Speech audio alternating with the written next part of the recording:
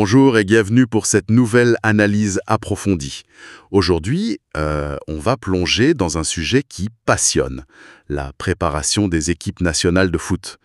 Les matchs amicaux, c'est souvent plus que de simples matchs, hein.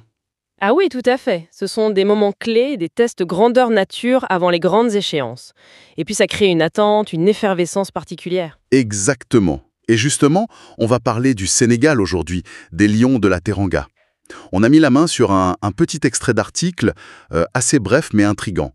Le titre, c'est « Rencontre amicale, Sénégal, États-Unis et Afrique ». Ça laisse entendre que la fédération sénégalaise, la FSF, serait en train de négocier de futures grosses affiches. Intéressant. Des matchs de haut niveau donc. C'est ce que ça suggère, oui. Alors, l'objectif aujourd'hui, c'est simple, on va essayer de décrypter ensemble ce que ces possibles rencontres nous disent. Est-ce que c'est juste pour jouer, ou est-ce que ça révèle une vraie stratégie, une ambition affirmée sur la scène mondiale? Bon, allons-y, décortiquons ça. Déjà, pour mettre les choses en contexte, cette info arrive, l'article le mentionne, après un match contre le Brésil. Que ce match ait déjà eu lieu ou soit prévu, peu importe, mais affronter le Brésil, c'est pas anodin quand même. Ah non, c'est clair, le Brésil, c'est la référence mondiale, quoi. Multiples champions du monde. Donc se mesurer à eux, même en amical, c'est un choix fort. Ça envoie un message. Le Sénégal, il ne se voit plus seulement comme un cadre africain. Il veut se frotter régulièrement à ce qui se fait de mieux dans le monde. Ça pose un standard, en quelque sorte. Oui, une ambition affichée. Et justement, l'extrait suggère que ce n'est que le début. Il parle de discussions pour organiser 2 autres matchs amicaux, et là, les noms qui sortent sont plutôt intéressants. Les États-Unis et une autre nation africaine. Le nom n'est pas donné, mais quand même. Qu'est-ce que ça vous évoque, cette double piste mondiale et africaine? C'est très révélateur, je trouve. Ça montre une stratégie sur 2 tableaux. Mais avant même de parler des adversaires eux-mêmes, il y a un détail dans la source qui me paraît vraiment essentiel. C'est que le projet serait d'organiser ces 2 matchs à Dakar. Ah oui, le lieu. Exactement. Jouer à domicile, ça change tout, évidemment. La montage du terrain, les supporters. C'est ça. Le bénéfice sportif immédiat, on le connaît bien, le 12e homme, comme on dit, pas de décalage horaire, pas de fatigue de voyage pour les Lions, la pelouse qu'ils connaissent. Mais en fait, ça va bien plus loin que ça. Imaginez pour le public sénégalais, voir leur équipe nationale, chez eux, défier peut-être, coup sur coup, les États-Unis et un autre grand d'Afrique. Ce serait juste énorme, une fête populaire garantie. Un moment de fierté nationale, j'imagine. Et puis, il y a l'image du pays, non? Accueillir de telles équipes, c'est aussi montrer ses capacités d'organisation, ses infrastructures. Je pense au stade Abdoulaye Wade, par exemple. Tout à fait. C'est une vitrine. C'est une occasion en or de mettre en avant les infrastructures sportives récentes. Et puis, réussir l'organisation, la logistique, la sécurité, surtout pour un match contre les États-Unis avec tout ce que ça implique, c'est une preuve de savoir-faire. Et symboliquement, recevoir une nation comme les États-Unis, qui co-organise la prochaine Coupe du Monde, dans sa capitale, ça affirme un statut. Dakar deviendrait, le temps de ces matchs, une place forte reconnue du foot mondial. C'est puissant comme message. D'accord. Donc, l'aspect jouer à Dakar, c'est vraiment une dimension clé. C'est noté. Revenons aux adversaires potentiels, les États-Unis. Pourquoi eux spécifiquement? Bon, il y a la Coupe du Monde 2026 chez eux, bien sûr, mais est-ce qu'il y a d'autres raisons? C'est juste le prestige ou il y a un intérêt tactique derrière? Je pense que c'est un peu tout ça à la fois. Le prestige, c'est indéniable. Les États-Unis, c'est une grande nation de sport. Leur équipe masculine progresse, elle est très médiatisée, surtout avec la Coupe du Monde qui arrive chez eux. Donc jouer contre les USA, c'est une belle vitrine internationale, c'est sûr. D'accord. Et sur le plan purement sportif, leur style de jeu, c'est pas forcément ce que le Sénégal affronte tous les jours, si. Non, justement. Et c'est là que ça devient intéressant tactiquement. Les équipes de la CONCACAF, donc l'Amérique du Nord, Centrale et Caraïbes, et les USA en particulier, elles proposent souvent un jeu qui est basé sur une grosse intensité physique, une organisation tactique très sérieuse, parfois un jeu assez direct. Donc se confronter à ça, c'est une excellente préparation pour une Coupe du Monde. Parce qu'en Coupe du Monde, il faut savoir s'adapter à tout type d'adversaire.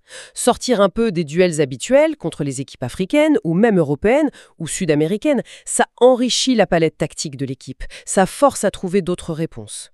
Donc, préparation à la diversité tactique du mondial et visibilité accrue. Ça se tient, oui. Et l'autre match, alors? Contre cette nation africaine non nommée, Pourquoi ajouter une confrontation continentale à ce programme déjà costaud? Ah, là, on est plus dans une logique, je dirais, de préparation ciblée pour les objectifs purement africains. Je pense surtout à la Coupe d'Afrique des Nations, la CAN. Le Sénégal est champion en titre, ou en tout cas un prétendant majeur. Il faut maintenir ce niveau d'exigence sur le continent aussi. Et jouer contre un autre poids lourd africain en amical, ça permet de rester dans le bain de ces matchs très particuliers. Exactement, les matchs entre équipes africaines, ça a toujours une saveur spéciale, non? C'est souvent très intense physiquement, beaucoup d'engagement, parfois des contextes un peu différents. Donc affronter un rival direct, potentiel, on peut penser, je sais pas, au Maroc, à l'Algérie, au Nigeria, à la Côte d'Ivoire, l'Égypte, enfin, selon qui est dispo et pertinent. Ça permet de tester des joueurs, des schémas tactiques dans une configuration qui se rapproche de ce qu'on trouve en CAN. Et puis, c'est aussi une manière de marquer son territoire psychologiquement. Et le choix précis de cet adversaire africain, il pourrait dépendre de ce que le staff veut travailler à un moment donné, j'imagine. Par exemple, s'ils veulent se mesurer une équipe très technique du Maghreb ou plutôt une équipe très athlétique d'Afrique de l'Ouest. Tout à fait. Le choix de cet adversaire serait sûrement mûrement réfléchi, soit pour préparer un match officiel à venir, en qualif ou en phase finale, soit pour travailler un point faible ou un aspect spécifique du jeu sénégalais face à un type d'opposition africaine qu'il pourrait retrouver. Ça montre une planification assez fine en fait. On ne néglige ni le mondial ni le continental. Si on prend un peu de hauteur, qu'est-ce que toute cette démarche de planification, si elle se confirme bien sûr, nous dit sur la FSF et le staff des Lions? On sent quand même une volonté de construire quelque chose de solide, non? De ne pas se reposer sur les lauriers. Ah oui, clairement.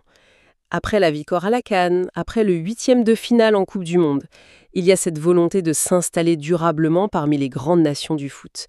Et les matchs amicaux, c'est un levier essentiel pour ça.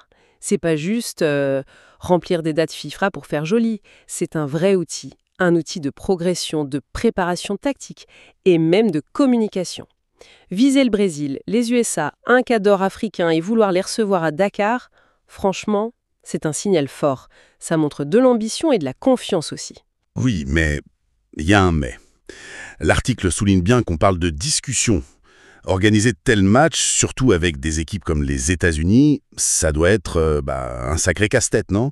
Logistique, financier. Le calendrier international est déjà surchargé, donc trouver un créneau qui arrange tout le monde. Ensuite, il y a les négociations financières. C'est le nerf de la guerre. Qui paye quoi, comment?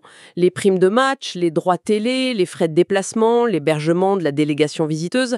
Ça peut vite chiffrer. Surtout pour une fédération africaine, même si le Sénégal est plutôt bien structuré. Oui. Et puis, il y a toute la logistique sur place, la sécurité primordiale, les terrains d'entraînement, l'hébergement standards internationaux. Accueillir les États-Unis, par exemple, ça implique sans doute des exigences très spécifiques. Donc, entre l'idée, l'ambition et la réalité du terrain, il y a souvent un pas important. Ces discussions sont positives, elles montrent l'intention, mais rien ne dit qu'elles aboutiront forcément. Il faut rester prudent. C'est vrai. Cette prudence est de mise, mais l'intention elle-même, elle est déjà significative.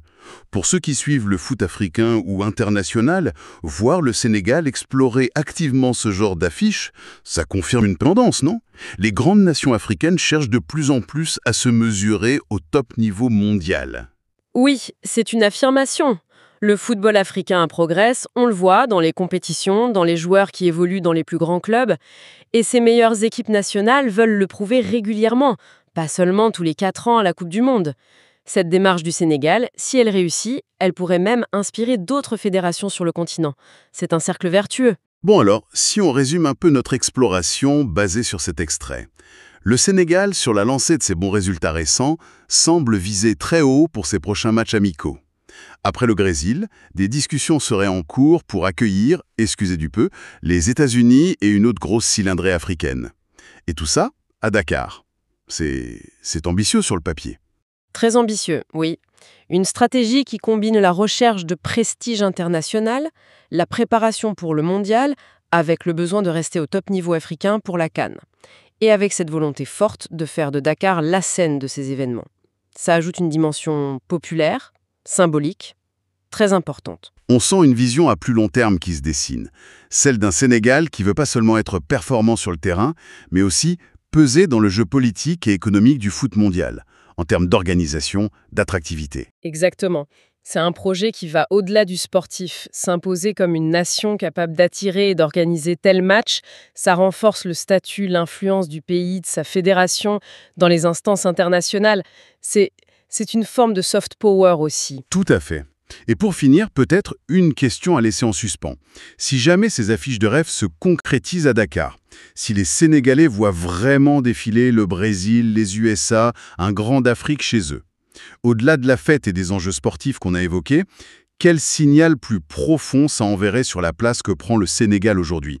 Plus seulement une puissance régionale, mais un acteur qui compte de plus en plus dans ce paysage mondialisé et complexe qu'est le football aujourd'hui. C'est une excellente question pour conclure. Ça ouvre de belles perspectives de réflexion.